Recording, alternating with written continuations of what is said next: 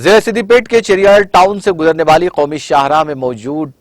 ڈوڈیڈاتا جنگاؤں زائداز 45 kilometre طویل سڑک کی فوری مرمت و درستگی کا مطالبہ کرتے ہوئے رکن اسمبلی جنگاؤں متی ریڈی یادگیری ریڈی کی قیادت میں مقامی عوام councillors T R S party سے وابستہ قائدین کی کثیر تعداد نے گاندھی چوک چیریال پر راستہ روکو احتجاج منظم کیا، جس کے باعث تقریباً